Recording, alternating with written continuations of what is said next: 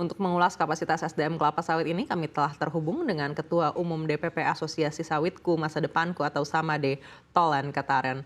Selamat siang Pak Tolan, apa kabar? Selamat siang Ibu, kabar baik. Baik, Pak Tolan, kondisi SDM perkebunan kelapa sawit Indonesia masih sangat memprihatinkan. Apa yang ingin Anda sarankan kepada stakeholder sawit untuk mengatasinya?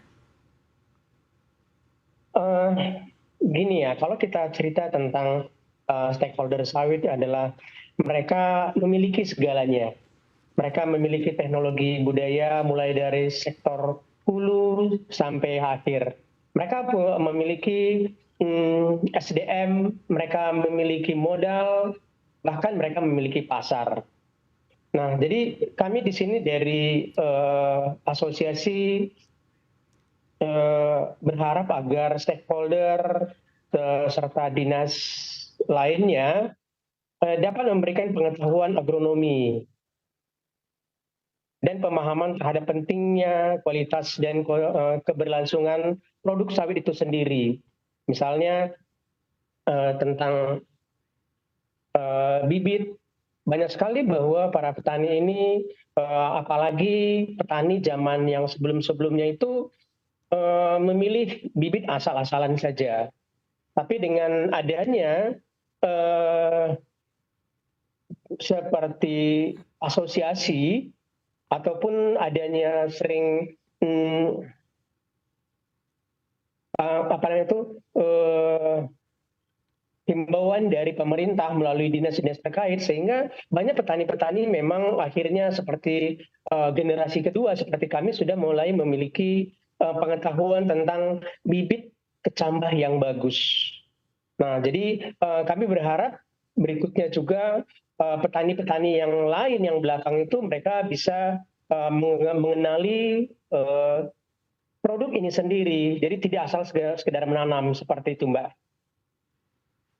Baik, ancaman regenerasi yang sulit terjadi bagi petani kelapa sawit sudah mulai terasa. Lalu program apa yang tepat untuk mendorong minat SDM sawit, khususnya kepada petani milenial? Nah, untuk memberikan pengetahuan dan memberikan perspektif positif kepada petani sawit, maka kami kira perlu itu memberikan pelajaran ataupun bidang studi mulai dari SD, SMP sampai SMA bahkan ke masyarakat luas. Nah, kita berharap pemerintah juga melibatkan para petani untuk memberikan nilai positif, dan tidak kalah penting adalah memberikan seperti apresiasi kepada petani-petani yang berhasil, sehingga masyarakat sendiri bisa melihat bagaimana pentingnya sawit terhadap pertumbuhan ekonomi Indonesia. Nah, dan berikutnya juga kalau bisa kita lihat belakangan ini sering kita lihat aparat penegak hukum mulai mendekati kebun yang dibilang masalah di kawasan hutan. Nah, kami juga berharap agar mereka juga diarahkan, artinya bukan harus dihukum, nah seperti itu, sehingga orang melihat sawit adalah positif bagi bangsa Indonesia. Nah, gitu dia, Mbak. Baik, jika saat ini sedang tren teknologi AI, apakah bisa petani milenial diarahkan ke sana atau minimal terjun ke bidang mekanisasi atau manufaktur untuk bisa mendorong hilirisasi sawit? Saya kira itu memang harus wajib dilaksanakan ya, Mbak ya. Kenapa? Karena kalau kita lihat kan memang hampir semua, kalau kita lihat yang petani yang generasi kedua sudah memiliki gadget. Sehingga banyak sekali sekarang kalau kita lihat para petani itu bisa mencari di mana sih harga yang lebih mahal. Nah, karena banyak juga petani yang tidak langsung menjual ke PKS. Dan kita berharap juga dari peran pemerintah seperti BPDP itu bisa memberikan bantuan agar bisa membuat para petani ini tidak hanya menjual TBS, tapi mengolah TBS itu sendiri, sehingga petani bisa meningkat, ya artinya naik satu level.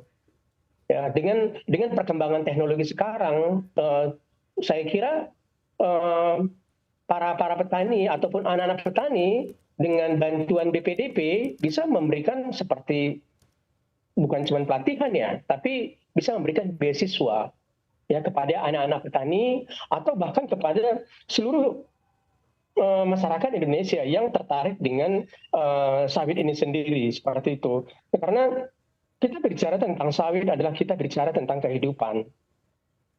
Nah, sawit dari kalau kita lihat mulai dari pagi sampai malam kita pasti berhubungan dengan kelapa sawit. Nah, itu dia Mbak. Baik, pemerintah memberikan program beasiswa D3 hingga S2 untuk anak-anak para pekebun. Sejauh ini apakah program ini sukses untuk memperbaiki pengelolaan sawit rakyat atau minimal kembali ke kebun untuk melanjutkan regenerasi? Ya, kalau kita lihat memang kita apresiasi ya kepada pemerintah dengan sekarang ini banyak sekali beasiswa kepada mahasiswa D3 sampai S2. Saya kira ini sangat baik ya. Saya sangat baik karena banyak di antara mereka memang walau tidak kembali ke kebunnya, ke kebun orang tuanya terutama ya, ke kebun orang tuanya, tapi paling tidak mereka sudah bisa mengerti, mengenal sawit ini bahwa sawit adalah baik. Nah, sawit adalah baik dan banyak di antara kalau kita lihat sekarang di PKS, di kebun itu kebanyakan dari lulusan dari D3 paling tidak dari beasiswa yang diberikan oleh BPDP. Nah, ada beberapa di antara mereka memang ya mencari pekerjaan dari luar, tapi kebanyakan dari mereka adalah bekerja di sektor perkebunan sawit, baik itu di kebun maupun di pabrik.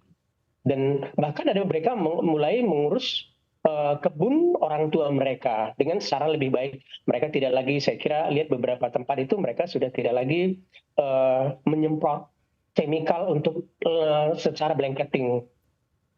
Nah, jadi saya kira ini dengan adanya beasiswa seperti ini lebih bagus begitu dia Mbak.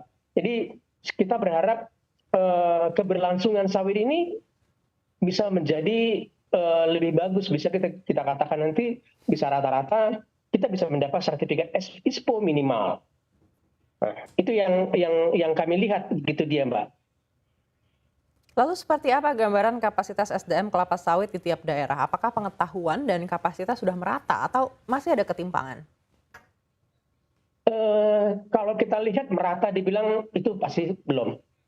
Masih jauh dari, bisa kita katakan jauh dari merata. Kenapa? Karena kalau kita lihat di daerah-daerah yang memang terisolir misalnya agak jauh dari kota, mereka masih mengelola kebun itu dengan secara yang lama. Nah, seperti itu.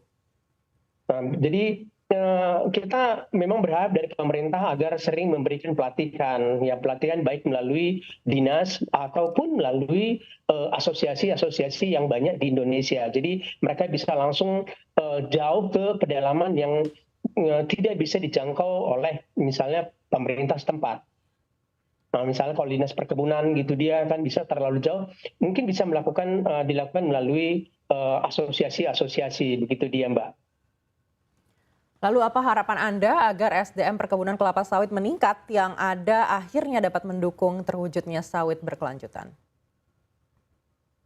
Ya, lagi-lagi begini Mbak, namanya petani ya, petani selalu memang kerjanya mengeluh, ya mengeluh dan mengeluh. Artinya mereka selalu meminta dari kami sendiri ya, dari kami asosiasi sendiri, kita berharap pemerintah itu memperhatikan sektor kelapa sawit, khususnya sumber daya SDM.